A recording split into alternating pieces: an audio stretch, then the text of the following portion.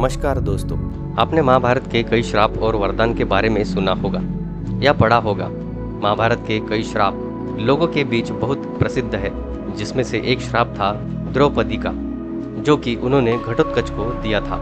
लेकिन क्या आपको यह पता है कि द्रौपदी ने घटोत्कच को कौन सा श्राप दिया था और क्यों दिया था? आज के इस वीडियो में हम आपको इसी के बारे में बताएंगे। नमस्कार दोस्तों, आध्यात्मिक वायरल चैनल पर आपका स्वागत है। अगर आपने अभी तक हमारे चैनल को सब्सक्राइब नहीं किया है तो कृपया इसे जरूर सब्सक्राइब करें। और आप भी मेरी ही तरह श्री राम जी के भक्त हैं तो कमेंट में जय श्री राम जरूर लिखें।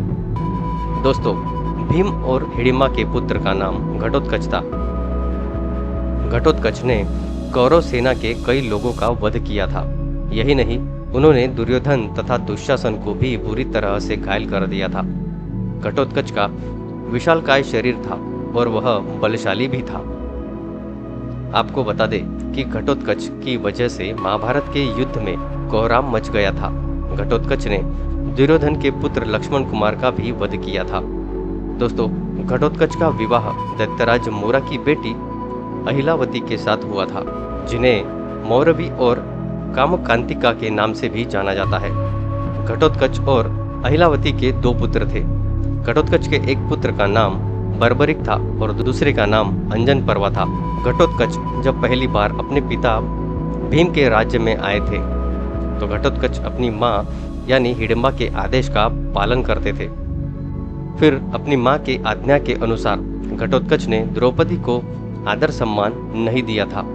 यह देखकर द्रौपदी का मन आहत हुआ था और उन्होंने अपमान महसूस किया, जिसके कारण उन्हें क्रोध आ गया और जिसके बाद द्रौपदी ने क्रोध में आकर घटोत्कच को यह श्राप दे दिया।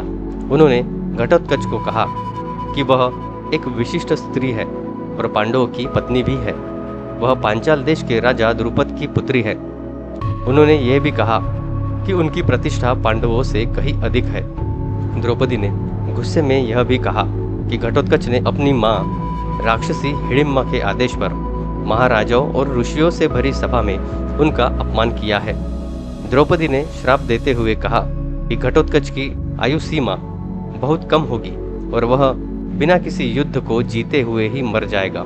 इसके बाद महाभारत युद्ध में जब कौरव सेना हार रही थी, जिससे दुर्योधन और दुशासन जैसे वीरों को ने बुरी तरह घायल कर दिया था, सभी को ऐसा लग रहा था कि आज ही युद्ध समाप्त हो जाएगा और सारे कौरव आज ही मारे जाएंगे।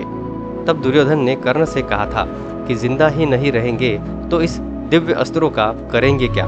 तब दुर्योधन के विवशता के चलते कर्ण ने घटोत्कच पर इंद्र का अमोघ अस्त्र चला दिया था, जिसकी वजह से उसका वध हो गया था। महाभारत के दौरान घटोत्कच की मृत्यु बिना किसी कारणवश हुई थी। आपको बता दें कि कर्ण ने अपने अमोघ अस्त्र का प्रयोग दुर्योधन के कहने की वजह से घटोत्कच पर किया था, जबकि वह इसका प्रयोग अर्जुन पर करना चाहता था। अब उसके पास अर्जुन का सामना करने के लिए विशेष हथियार नहीं बचे थे। इस तरह न चाहते हुए भी अर्जुन के लिए रखी हुई शक्ति का प्रयोग उसने घटोत्कच पर किया था और कर्ण ने इंद्र से प्राप्त अमोघ अस्त्र से घटोत्कच का वध कर दिया था। तो दोस्तों, इस प्रकार द्रौपदी के एक श्राप के कारण शक्तिशाली घटोत्कच की अल्पकाल में ही मृत्यु हो गई। दोस्तों, उम्मीद करते हैं कि आपको ये वीडियो अच्छा लगा होगा।